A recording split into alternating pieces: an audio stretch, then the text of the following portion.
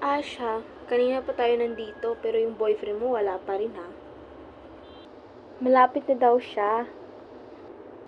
Nako Ash, sinasabi ko sa'yo, kapag sinaktan ka ulit ng lalaking yan, ako talaga mismo lulubong sa kanya.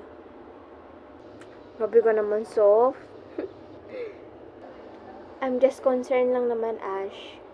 Ayokong maraming lumuloko sa'yo na lalaki. Tsaka ayokong nakikita kang nasasaktan.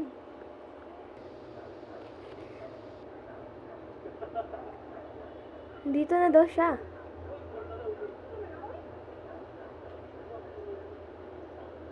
Babe!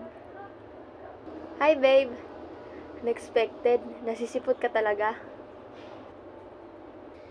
Ako po ba? By the way, Sophie, best friend ko. Sophie, Ryan, boyfriend ko. Hi, I'm Ryan. Ashley's boyfriend. Huh? Oh, hello. I'm Sophie, best friend ni Ashley. Tara babe, kain muna tayo, tapos gala. Sige ba? Tara, Soph. Kakahiya naman, Ash. Sumama pa ako sa date niyong dalawa. Okay lang yun, Soph.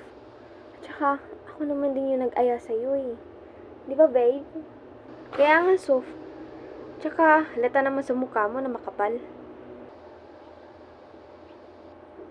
Sige, Ash. Uwi na ako. Bye.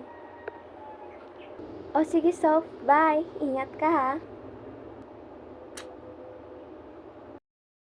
Huy, Ash. Wala malalim yung iniisip mo, ah.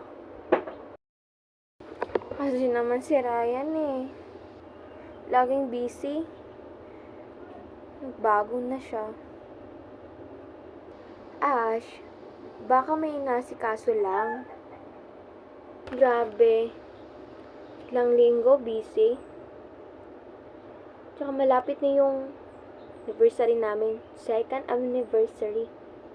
Akala ko ba, pag hindi na kami LDR, babawi siya.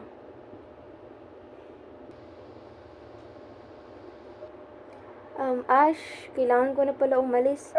May kailangan pa akong gawin eh. Sige, bye! Ay,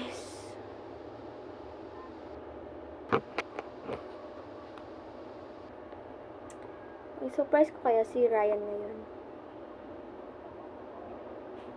Tsaka, anniversary na namin.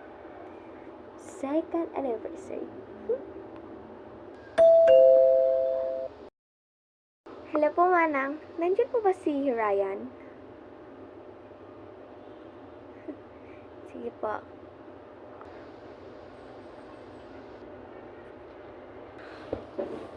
Ash!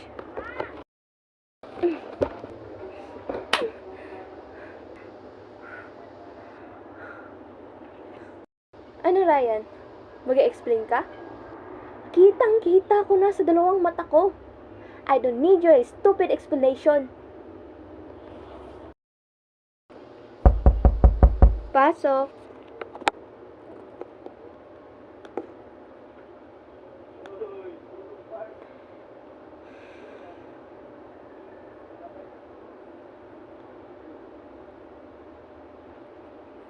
Sige po, tita.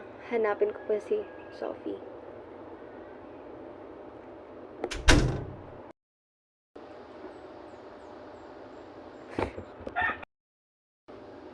Sophie, halika na. Umuwi na tayo.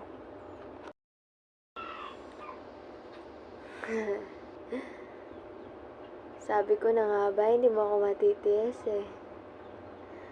Salamat, lagi kang nandyan. And sabihin sana ako. Mali yung iniisip mo nung nagkayakap kami ni Sophie! Oh! Kaya yan.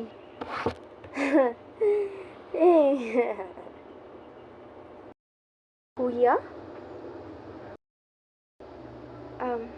Dito ka pala. Kasi yan, Ash. Ano ba explain, kuya?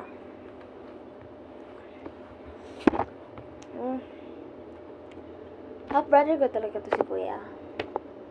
Diba ang pagkaalam-alam mo? Ako lang yung anak ni mama. Pero, itong pangit na to pala yung mas nauna na anak ni mama. Half brother ko siya. Kasi iba yung papa niya at iba yung papa ko. And then, yun nga yung araw na nakita mo kaming dalawa nagkayakan kami. Walang meaning talaga yun. Kasi nga, kadugo nga kami. Half brother, half sister. Pero totoo lang, yung time na yun, pinagalitan ako ni mama. Kaya kinumfort ako ni kuya. Yun nga, day nyo na anniversary nyo. Araw nyong dalawa. Di pa nga sana ang katatawagan ni kuya. Kasi nga umiiyak pa ako. Surprise ka sana ni kuya. Surprise sana ka namin na mag-propose na sana siya na magpakasal sa'yo. Pero yun nga, naabutan mo kami, nagkayakapan. Yun. So, wala kang alam. Dahil, yun pala, yung comfort niya sa akin bilang kuya. Pero, hindi ko naman din masisisi ang best friend ko, di ba? Kung magalit. Kasi wala ka nga alam, magkapatid pala kaming dalawa. Kaya naiintindihan kita, Ash. Mahal na mahal kita, I love you. Pero sinasabi ko, pag yan si kuya, magloko yan. Papatayin ko talaga yan diretso. Hindi ko yan ilulubong muna ng buhay. Ilulubong ko yan ng patay. Kaya sabihin mo sa akin, Ash, kung niloloko ka ng kuya ko, o bahala sa'yo. Kaya Ash, you will marry me? Yes, Ryan. Yes.